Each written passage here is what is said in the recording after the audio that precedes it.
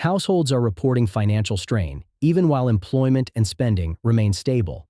Essential costs have risen faster than wage growth. The result is gradual compression inside household balance sheets. This contradiction is structural. Labor markets can remain stable while financial pressure increases. When required expenses rise faster than income, financial margin narrows. Many stability narratives assume that when inflation slows, households regain financial breathing room. But slower inflation does not reverse higher price levels. Bills that rose over several years remain embedded in household budgets. That difference between price level and inflation rate is where arithmetic pressure begins. The dominant structural pressure is the fixed cost ratchet. Housing, insurance, and other recurring expenses stepped higher during the inflation cycle. Once those contracts reset, households rarely renegotiate them downward. The secondary pressure is margin compression. Income continues to grow, but often more slowly than fixed obligations. The tertiary pressure is fragility threshold testing.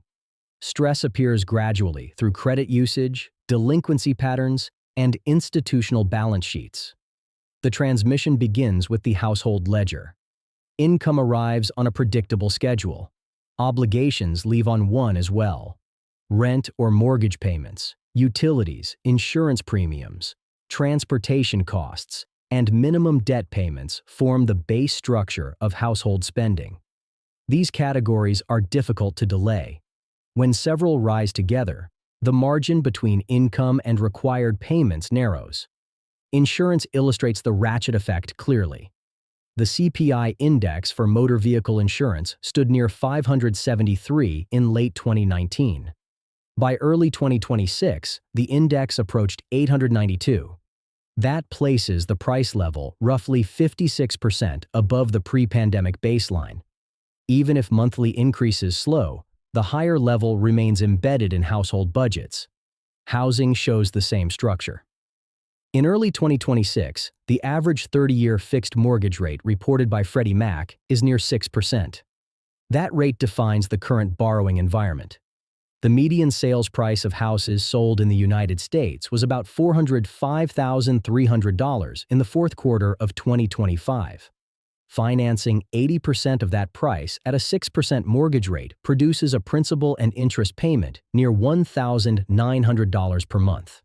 This figure excludes property taxes and insurance. Median weekly earnings for full-time workers were about $1,204 in 2025, or roughly $5,200 per month before taxes.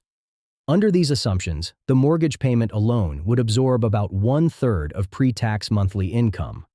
The exact ratio varies by household, but the arithmetic illustrates how affordability compresses when prices and financing rates remain elevated. Importantly, this pressure does not require housing prices to keep rising. Price growth can slow, while affordability remains strained. Recent Federal Housing Finance Agency data show housing price growth moderating. Yet transaction prices remain historically high relative to income. The cost level continues to shape the household ledger. This is the fixed cost ratchet in practice. The system does not require another surge in prices.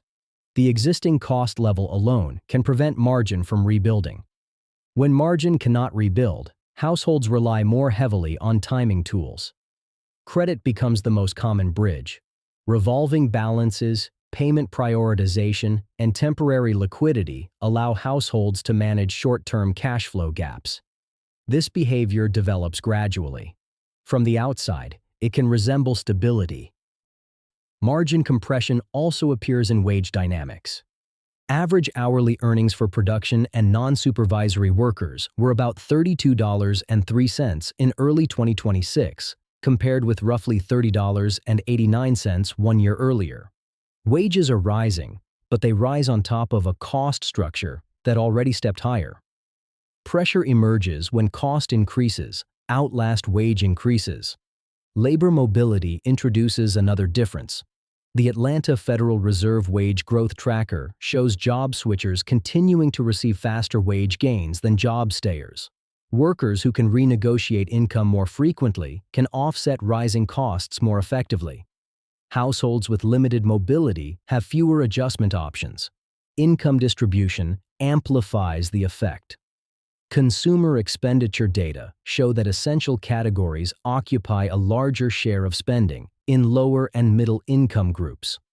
When insurance, housing, or transportation costs rise, they absorb a larger portion of available margin. The arithmetic is proportional. The same cost increase produces very different pressure depending on the margin available.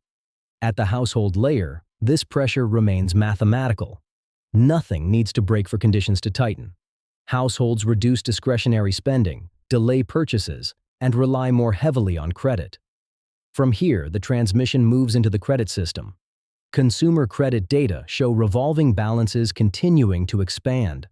Short-duration borrowing becomes a bridge between income and rising expenses. Total household debt reached about $18.8 trillion by the end of 2025.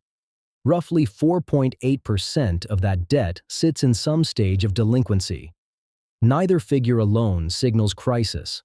Together, they describe a system relying more heavily on liabilities as buffers narrow. Interest rates reinforce this transmission.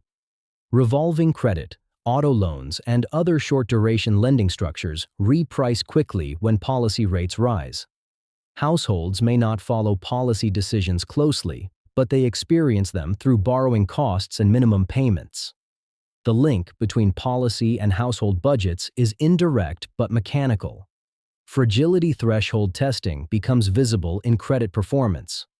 The delinquency rate on credit card loans held by commercial banks stood just under 3% at the end of 2025. That figure is not extreme historically, but it indicates many borrowers operate close to the margin. Small changes in required payments can therefore matter. Contract exposure also differs across the housing market. Many homeowners hold fixed-rate mortgages originated during earlier periods of lower interest rates. Their payments remain stable.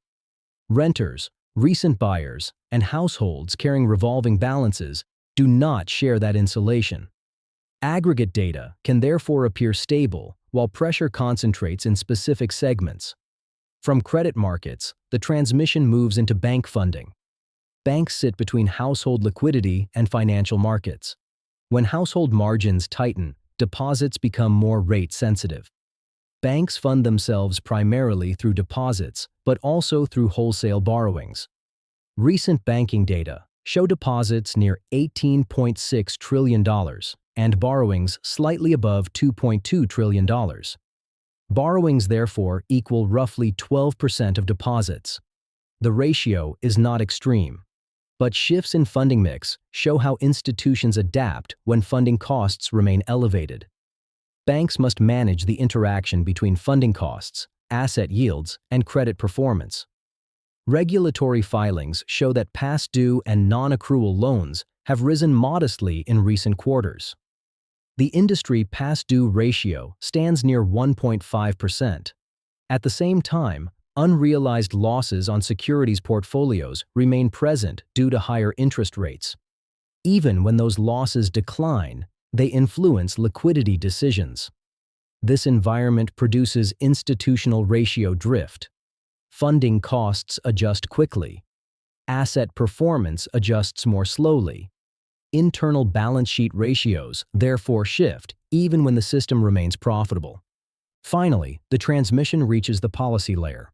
The Federal Open Market Committee maintains a federal funds target range near 3.5 to 3.75%. The Federal Reserve is also reducing its balance sheet through ongoing portfolio runoff. Together, these policies maintain financial conditions that remain tighter than during the post-2008 decade. Households do not borrow directly at the policy rate. Mortgage rates, credit card rates, and deposit yields respond through broader financial markets. Policy transmission is therefore layered.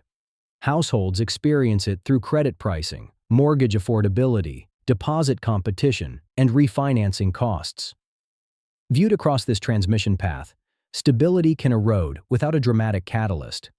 The fixed cost ratchet raises required expenses. Margin compression narrows the space between income and obligations. Fragility threshold testing appears through credit use and institutional balance sheet adjustments. The surface of the system can remain orderly while internal margins narrow. The stage of the dominant pressure is best described as escalating. Escalating does not imply collapse. It means key financial ratios have not yet normalized after the inflation cycle. Employment continues. Spending remains active. But the arithmetic beneath stability has changed. The final reference point returns to the household ledger.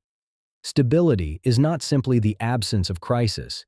It is the ability to rebuild financial margin after paying fixed obligations. When that rebuilding capacity weakens, the system becomes more sensitive to small shocks and more dependent on credit and funding adjustments. The erosion develops gradually, and it develops through arithmetic.